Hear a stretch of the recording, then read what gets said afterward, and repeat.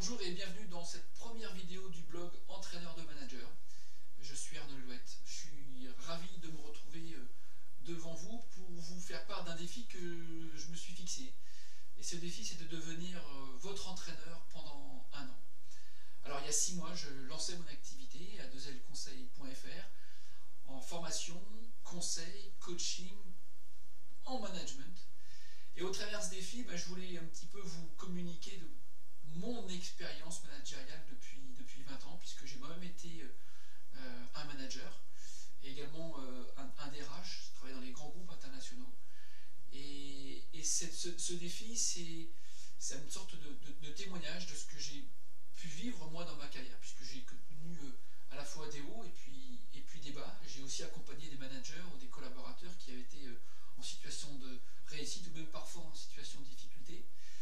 Et un peu comme quand on devient papa ou maman, on n'est pas forcément préparé à vivre ça. Il n'y a pas de formation qui existe, on peut lire bien sûr, on peut s'informer, mais on n'est pas toujours prêt à accompagner, à endosser, vous savez, ce que moi j'appelle ce costume. Et ce métier de manager, c'est bien sûr beaucoup d'apports théoriques, beaucoup d'apports techniques, mais c'est surtout vivre quelque chose, c'est surtout endosser un costume avec des responsabilités. Et au travers de mon expérience, je me suis rendu compte que, alors je ne vais pas réinventer la poudre, mais qu'un manager il se retrouvait souvent seul, et cette solitude était parfois très très pesante. Alors parfois on est bien accompagné par son propre manager, puis parfois on n'ose pas dire, ou on a peur de dire, et donc cette solitude est peut-être pesante.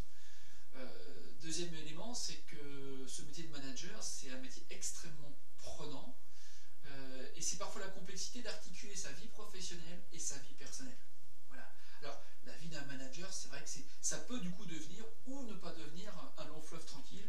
Et puis, enfin, je trouve que ce métier de manager, c'est une extraordinaire école de la vie, puisque ça enseigne quelque chose qu'on retrouve souvent dans le sport, dans la musique, ce que j'appelle l'humilité. Voilà. Alors, au travers de ce défi que je me suis fixé, donc de devenir votre entraîneur pendant un an, je vous propose chaque semaine de vous écrire un article. Cet article, ce sera un condensé de petits outils, de petites techniques, de bonnes pratiques, bref, autant de petits apports qui, j'espère, au quotidien vous apporteront les bénéfices souhaités, à savoir d'abord beaucoup d'efficacité et beaucoup d'authenticité. Je crois très fort à des choses simples et j'espère que les managers sauront rester des hommes et des femmes simples et eux-mêmes, même si parfois cette responsabilité fait qu'on s'investit un peu d'une mission et que parfois on peut avoir tendance un petit peu à surjouer. Non, non, efficacité, authenticité, au service de beaucoup de sérénité et donc de performance. Voilà, j'espère que vous aurez au travers de ces articles ces 4 bénéfices: efficacité, authenticité, sérénité et performance. Voilà. Et donc chaque semaine, je vous pousserai un petit article, et puis une fois par mois, je ferai un article un peu plus général dans lequel je vous donnerai carrément l'opportunité de télécharger des fiches bonnes pratiques, ce que j'appelle une fiche bonne pratique comportementale, qui sera sur une petite A4, un petit support que vous pourrez emmener dans vos smartphones, dans vos tablettes, ou même imprimer, et qui seront à vos côtés pour vous préparer en situation managériale à être des managers qui soient efficaces, authentiques, sereins et donc performants.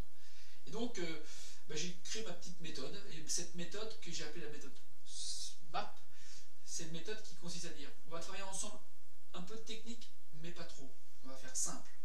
On va travailler sur du concret, du pragmatique, c'est-à-dire qu'on sera dans de la méthode.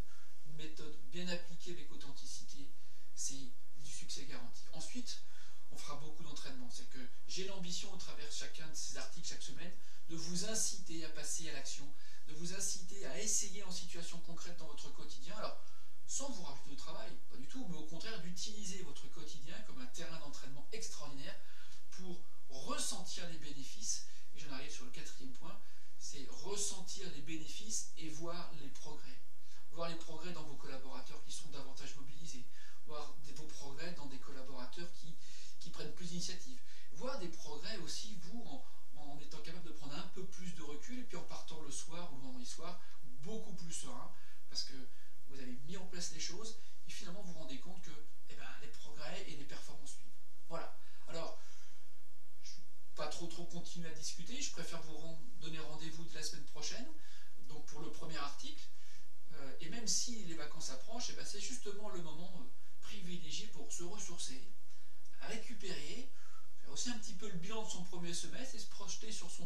promesses, qu'est-ce que j'ai envie, qu'est-ce que je ne veux plus, et donc comment je peux utiliser ce temps de ressourcement pour souffler et repartir à l'endroit.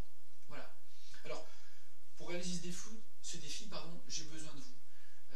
J'ai besoin de vous et j'aimerais que vous puissiez tout de suite, à la fin de cette vidéo, dans la partie commentaire en bas de cette page, vous puissiez me laisser justement vos idées, vos souhaits, vos demandes d'articles autour de situations concrètes que vous vivez, ce qui permettra soit individuellement de vous répondre tout de suite, ou alors plus collectivement de faire partager justement vos attentes en écrivant un article qui serve le plus grand nombre. Voilà. Merci beaucoup de m'avoir écouté. Je vous donne rendez-vous donc dès la semaine prochaine et d'ici